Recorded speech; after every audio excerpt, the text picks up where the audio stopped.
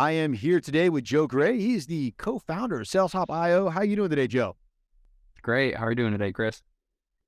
I'm doing great, man. I'm excited to have a conversation with you. We've had a run here of founders and people stepping out and doing their own thing that originally started in the hospitality industry. So, I think it'd be great maybe to start there. And if you wouldn't mind introducing yourself and giving us a little bit on your background. Yeah, absolutely excited to be here. Um, I so I'm the co-founder of SalesHop.io right now. Um, I am still in the hospitality space. I'm the current I don't know if you'd call it VP of sales over Glacier Hospitality. It's my family's hotel portfolio. I was originally I was born and raised in Alaska, actually. And then I now live in Utah. I came down here for college, and my family's got hotels in Alaska and Utah. So, but yeah, I was born and raised in the hospitality space. I think my dad first started. We started with an independent hotel in our hometown, like a 15-room property, and in Wasilla, Alaska. When I had to be I was like less than 10 years old. So, and just kind of grew up in it. So, yeah. Awesome. Awesome. So how many properties you guys have now? So we're up to 5 properties, and looking to bring on a couple more right now. Um, we've never actually taken on outside equity or outside capital. So it's all just business growth. And I think we're finally hitting the point where we're going to be able to scale a little bit faster. So That's exciting, man. Congratulations. That's awesome for you and your family, man. I love that. yeah, So, thank you. we've also got you here as the co-founder of Sales Hop IO. So what is that? Talk to me about Sales Hop. Absolutely, absolutely. Yeah. So let me tell you a little bit about just kind of our story. So about, let's say this, so 2020, right, when COVID hit, um, obviously everyone went from running great occupancy, great ADR to nothing overnight, right? Just insane. I was actually in the last semester of my senior year of college. I was in Jerusalem studying abroad. We all got sent home.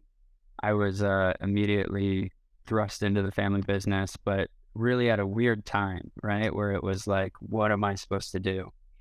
So it was kind of hard for me. I didn't really feel like a lot of purpose in what I was doing, especially because, yeah, our occupancy, our ADRs everything was just plummeting, right? Right. Um, and we weren't really at risk of like losing anything.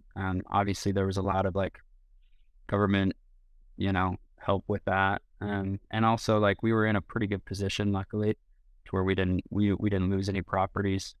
Um, but that was kind of like a weird time for me. So I worked that whole summer and wasn't really sure if I could provide value. And I always wanted to kind of try my hand in the entrepreneurial space. So I left for about 4 or 5 months with no plan. Just that I was going to go make it, right?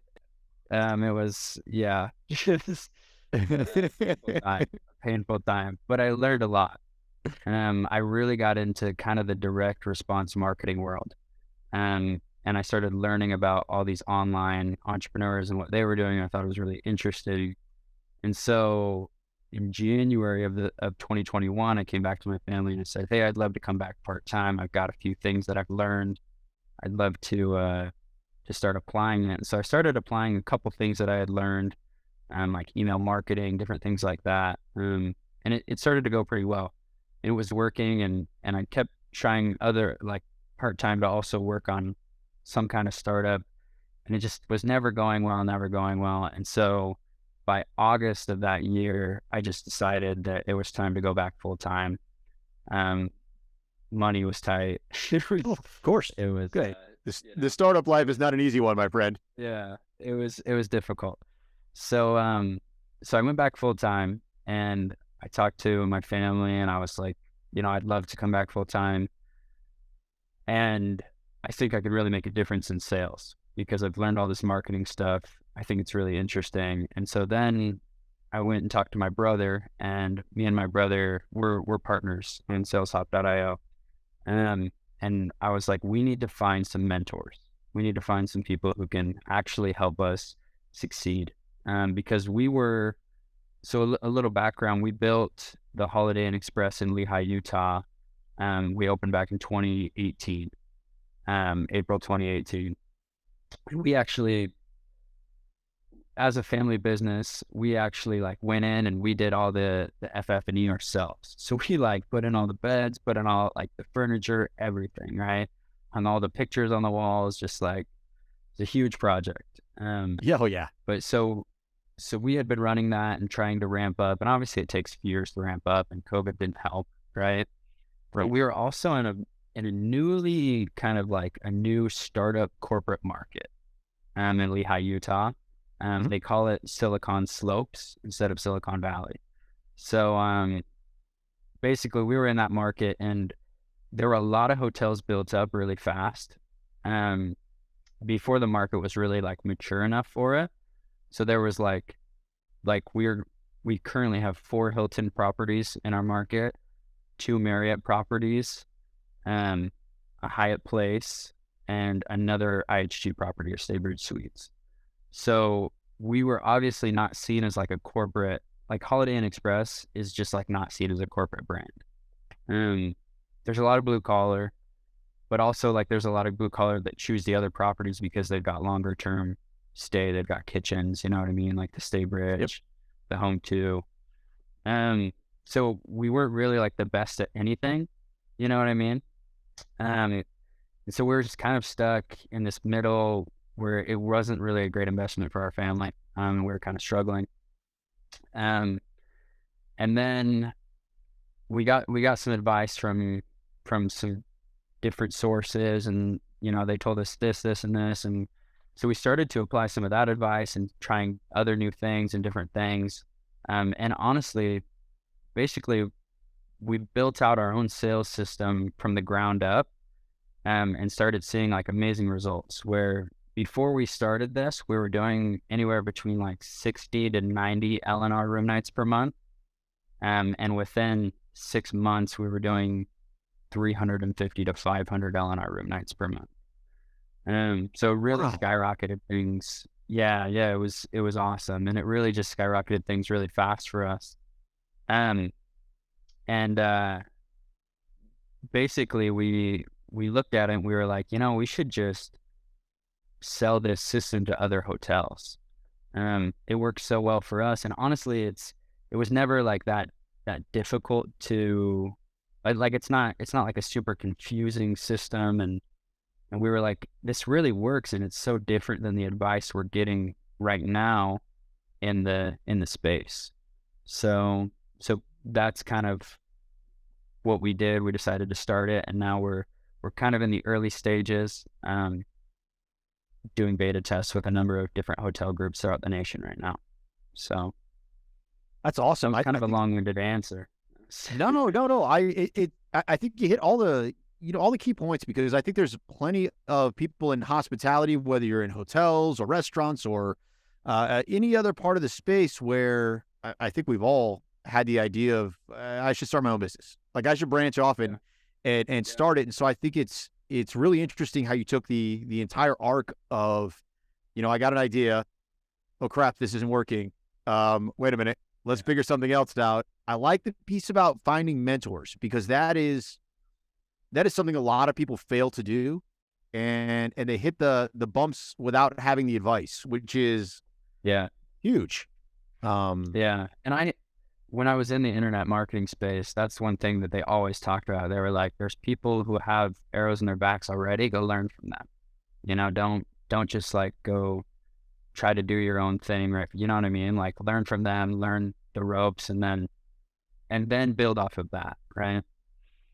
yeah, I mean there are plenty of people who have made mistakes. It's good to learn from them because you're going to make plenty of your own, and somebody's going to learn from you. So that's That's true. We already have. yeah, there you go, right? There you go. So one of the things that caught my ear here while you were talking is a couple of things, mostly surrounding marketing, right? So direct response marketing. Yeah. So when you talk about direct response marketing in terms of hotels, what are you talking about there? Yeah, absolutely. So I think direct response marketing is interesting. Because I think there's so much like traditional sales that goes on. We think of like traditional sales as like cold calling, all this one-to-one stuff. But really, sales can be done at scale, especially from like a small business. Kind of like this is more than just hospitality as well. Um, but for any small business, like sales can be done at scale.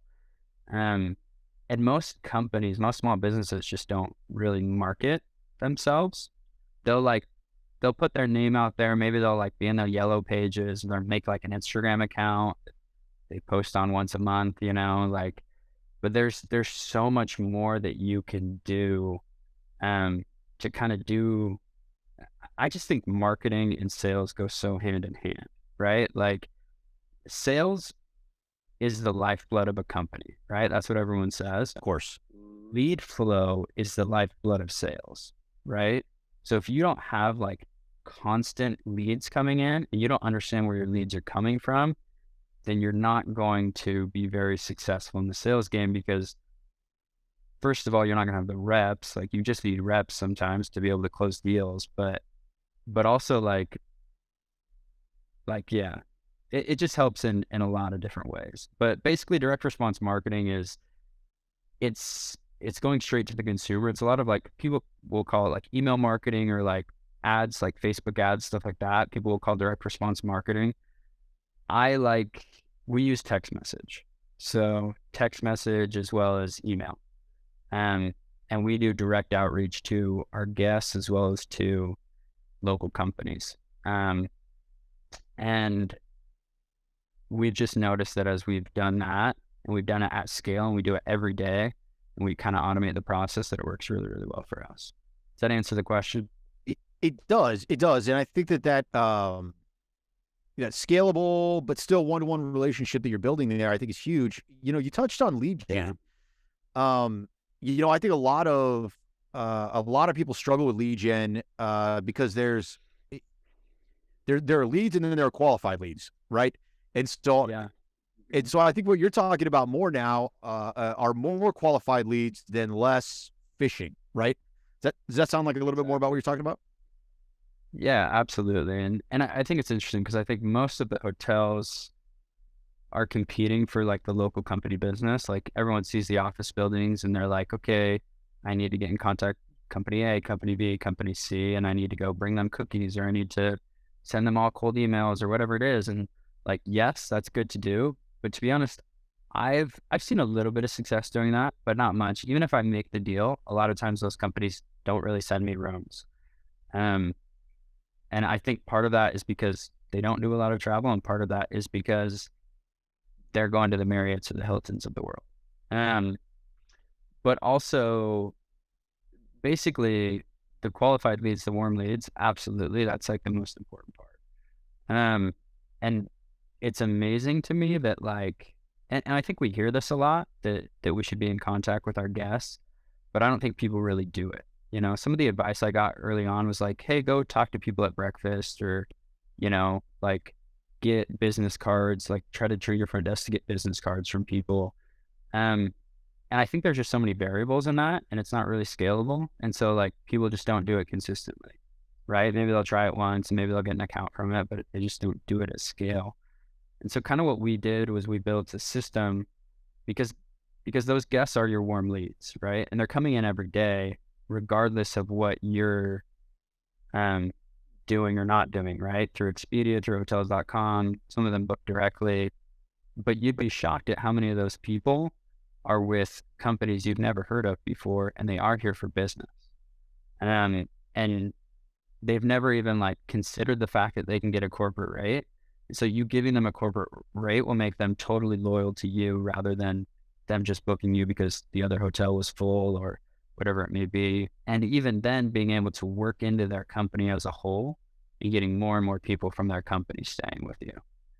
And so those are your qualified leads every day. So that's what we built basically. What you're talking about with those warm leads, we just built a sales funnel or a sales workflow where we could take them from point A to point B, right? Where we could go And that's what we do when we train our front desk, and we have everything, we text all of them. So we have like all the texting opt-in and permissions and everything like that. That's what we come in and implement at people's hotels. And we did this ourselves first. That's why we know it works.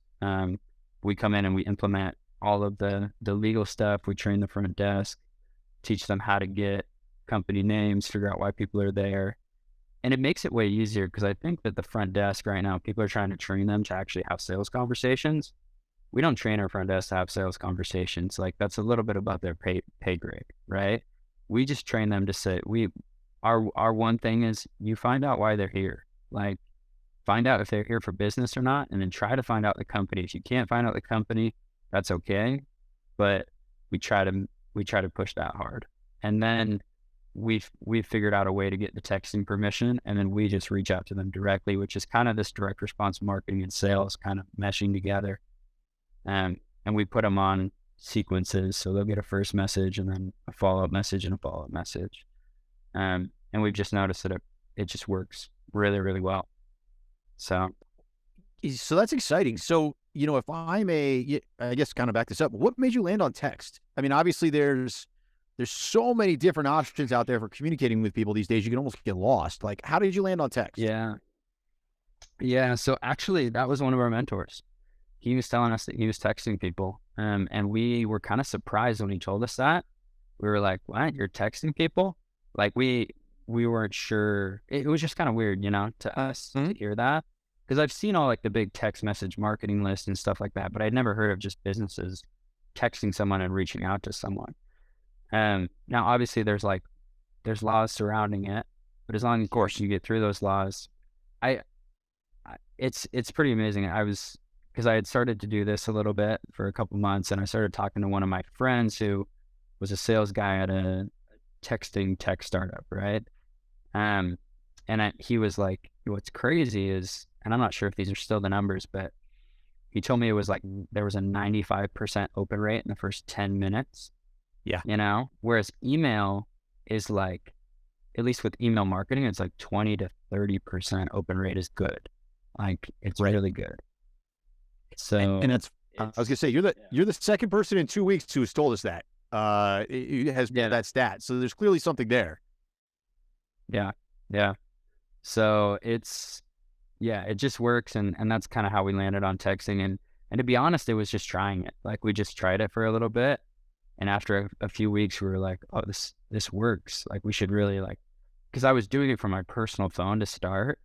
And that got a little hectic, a little annoying. I had to have like some really intense like Google Sheets, like telling me when to text people who I had texted, Right. And so we were like, let's just automate this because it's just too much. And let's use someone, a number we buy online. So it's not my personal phone number that I'm giving out to everyone.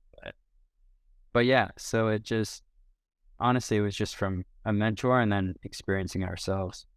Yeah, I think that's outstanding. So, I think to kind of play this forward, right? You really got involved in this post-pandemic, which a lot of people are trying to bridge, past practice with post-pandemic life. And I think a lot of people's habits change during that space and are even evolving coming out of it, right? As people are trying to back to normal and all the rest of that. But you're seeing it differently than a lot of other people have. So in your mind, as you're coming at this post-pandemic and building your, building your routines and all the rest of that stuff, what are some of the biggest pieces of advice or some of the biggest key success factors you're seeing today versus stuff that people might have been giving as advice, pre-pandemic? Absolutely. Yeah. I think pre-pandemic, there was a lot of and I think I still hear this a lot today, but going to chamber meetings, taking people out to lunches, going and doing office visits and bringing treats, cold calling into companies. And to be honest, and I've had a lot of conversations with people about this in this space. It's harder than ever to get in touch with travel managers today, especially post-pandemic, because a lot of them aren't even in office anymore. So you cold call into the company. Like, first of all, those people are trained really well to divert your call. I can't tell you how many companies I call and they just there's just some like robot. I don't even know, but you can't even get back to the person you can't even talk to a real person. Yeah, of course. Um, so yeah, I think a lot of the old advice was and I, if we're being fair, like I don't think that stuff is like, I think it's a little out of date. Would it still work? Yes, maybe not to the scale that you're looking for, right? It's difficult and it probably doesn't work like so well anymore. But if you're really knocking doors, yeah, you're going to get some accounts, right? Like that's going to work. But I just think there's a smarter way to do it now. And I think it's leveraging the people that you already have relationships with that are already your brand champions. So those people that are already staying with you, like it's so much easier to leverage them. And to be honest, even like cold calls, like if I cold call into a company and I have a guest that's staying with me from that company, all you have to say is, "Hey, John Smith is staying with us from your company. Can I talk to your travel manager?" Right?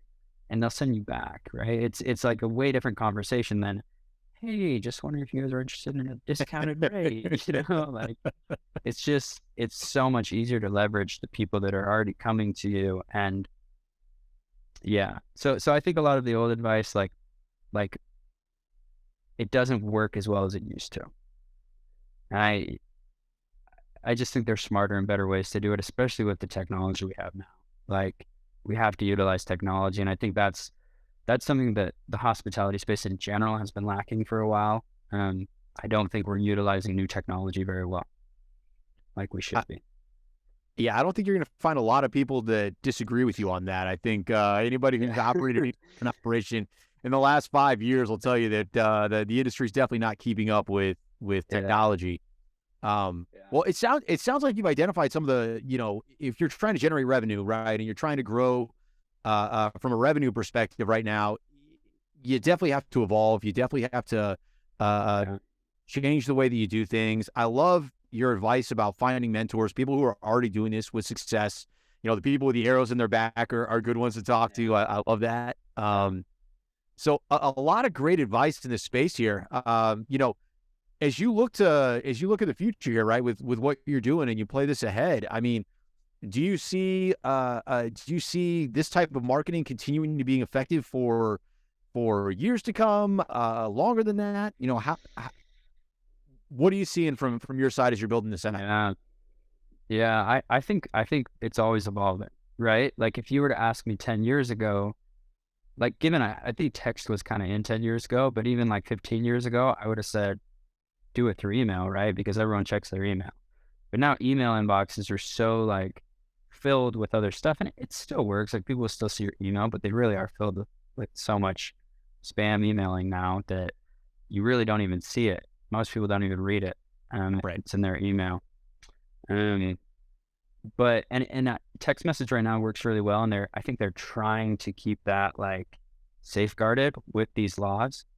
Um, but I don't know. I think it could evolve, especially with all the new technology we're seeing. I mean, I I think it's interesting that like hey, obviously you've heard of Chat GPT, right? Correct. Yeah. The AI platform. Yeah. Absolutely. It's amazing what that thing can do. Um, I've used it a little bit myself, and I've got a number of friends now working on software products built with AI. Like they're Right. basically implementing AI into different industries.